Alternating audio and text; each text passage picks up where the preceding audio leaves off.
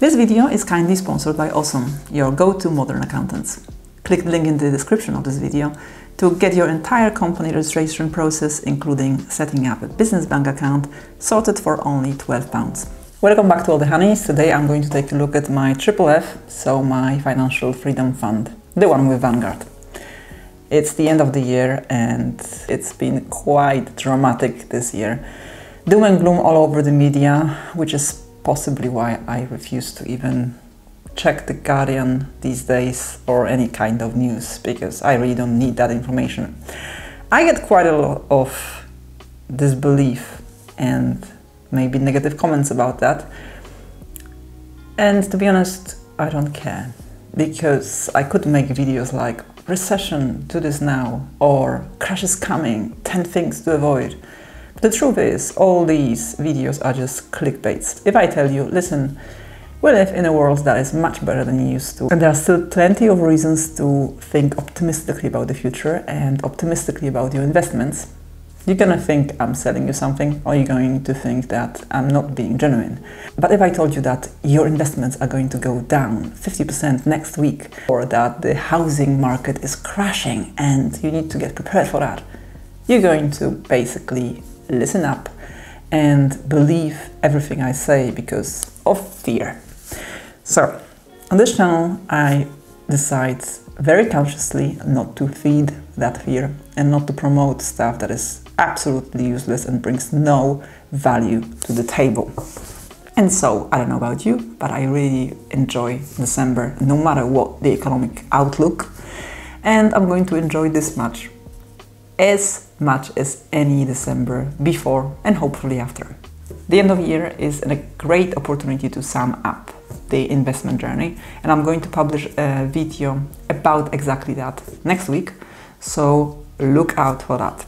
Anyway, it will be about this whole year, how much I invested, how it looked last year and what it looks like now, and so on. This is basically not to clutter these updates for those of you who just watch them to see the numbers. Alright then, so we're starting with my ISA as usual. As you know, my ISA is with Invest Engine this year, not with Vanguard. So this ISA allowance, as you can see on this screen, is not being utilized at all, which I'm fine with. By the way, the promo for Invest Engine, the one where you get the sign-up bonus, is ending in 2 days' time. So if you want to get that bonus upon sign-up using my referral link, please keep that in mind, because I know quite a lot of you did sign up but actually did not save portfolio and did not register to get that bonus. If you're one of those guys, please make sure that you do follow through with your sign up. Otherwise, you're not gonna benefit from that bonus.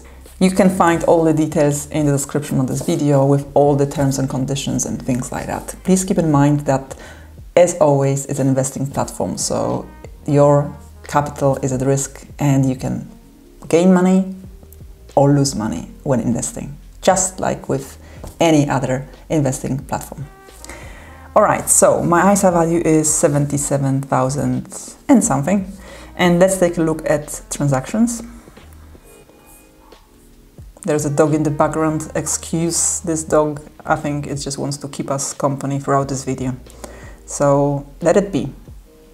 As you can see, no transaction whatsoever since 11th of October, and we're in December, so nothing is happening here. And did we have anything in terms of dividends? No, but we got some account interest in December, like 2p in December, okay? So let's take a look at my investments. Here are my holdings. No changes. Life Surgery 100, FTSE Emerging Markets, All World, so my global funds, which I really like, and my SP 500, the good old SP 500, the funds that many DIY investors start with. The only one in the red is the emerging markets one, and that's fine with me. We're here for the long haul. Let's take a look at the performance. This is my rate of return. I always need to stress this. This is my personal rate of return, and it's not the annual rate of return. So it's not the strict 22% that I got from just putting money in and letting it be there. it takes into account things like withdrawals, contributions, so it's a bit of a twisted number. But apparently it's very common for portfolios to be measured in those terms with this rate of return. So do not think that this is scam, do not think that this is something completely misleading. This is how it is usually done. Okay, let's take a look at the last month. Flat line with a bit of a bump here. That's it. Calculations, so all the fees, I paid fees back in October, so nothing since. And also I got quite a few dividends because it shows you here in this cash statement how much I got in dividends since the beginning of this portfolio in this ISA. So month by month calculation. Speaking of dividends, I'm not a dividend focused investor for now. This could change in the future, but for now I'm okay with just letting this portfolio do whatever it does and not focusing on picking individual companies or picking funds that are focused on dividends that much. However, I did get a fund that is like a high dividend yield fund in my ISA for this year with Invest Engine. So there is one fund like that there. Okay, so as you can see, we're back in red. My personal investment returns are back into going down. Let's take a look at my pension. So I contributed 9.4k in this tax year through my business into my pension. The headache of managing finances of a small business is real. What definitely helps, speaking from experience here, is having a modern accounting system in place. Awesome are the experts in organizing your business accounts. They will help you navigate company reports, payroll, taxes, and more. All through their app and with the help of a group of always keen to answer your questions accountants. Think of anything related to managing money in your business, invoicing clients, paying yourself efficiently, knowing what to claim as an expense. It doesn't have to be complicated when you have access to advice from the awesome team. Right now, for as little as £12, they will handle the most daunting tasks of setting up a business for you, registration and getting a bank account. Check out the link in the description of this video. My pension value is over £100,000. It always fluctuates. It's between 5 and then 10, and now it's stuck at 8. So let's take a look at my transactions for this account. So my goal this year has been to invest £1,000 per month, and this has been exactly executed in November. I do it when I do my budgeting. So on the last day of November, I put some money into my pension, exactly £1,000. As you can see, there was some change, and that change I invested a few days later into my retirement fund. Let's take a look at my cash statement. As you can see, this is exactly what happened. It just shows these transactions. And again, on the 1st of December, I got a bit of cash for keeping the cash in my Vanguard. I don't keep cash in my Vanguard, by the way. It's just sometimes the money that I have left over from my transactions just stays there, and I just need to remember to invest it.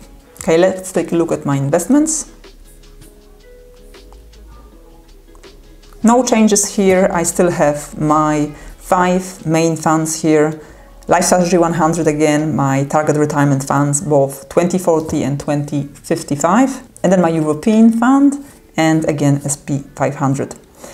When you say these funds overlap, I always get that. Why do these funds overlap? Because I like them. And I know some people see it as a mistake of investing that you let your funds overlap. I don't have any problem with that. As long as I'm happy with these funds, as long as I want to keep them, hold on to them for at least 10, 20 years, what do I care that they overlap? Yes, there is no need for me to have these funds in both places, but need and want are two different things. And I really don't care if some of the investments overlap between, let's say, SP 500 and Global Fund. Different people, different strategies, different choices. Not mistakes, choices. So the only one right now in red is my SP 500 in this pension. It's still not performing great. I'm fine with that. Let's take a look at the performance. And again, my personal rate of return is over 13%. It's a bit of a bumpy ride, and right now there is no trend, it's just a flat line. Alright, so the calculations for this account. And again, it also shows my dividends here, not as impressive. Most of my funds are not the funds where you can actually see the dividends because they accumulate, so they reinvest the dividends immediately. All the fees are here for all of you wondering how much it costs to have this account. Month by month calculations. And again, we are in red. And now finally, let's just take a quick look at the whole portfolio. The only tabs I'm going to show you today are performance and insight tabs. Alright, so the only two tabs we're going to look at when it comes to my whole portfolio are the performance tab and the insight tab. So my portfolio value is 185,000 and something pounds, and my personal rate of return is 19%. This is the graph. Let's take a look at the last month. And again, it's just the same thing all over and over. It's a flat line. Let's take a look at month by month calculation because that's more clear. And it went down from 191 to 185, despite my £1,000 investment. It's been like that most of the year, so I think I'm getting used to it. Let's take a look at my favorite tab, my Insight tab. And this is what my portfolio looks like in terms of graphics and colors. So product type, my top 8 geographical regions. I'm actually quite pleased that Europe is getting bigger exposure this year. My top 10 investments, sector allocation, and performance over the last 3 months, which I always think is the most truthful when it comes to this portfolio and its numbers. And my rate of return was minus 4.4%.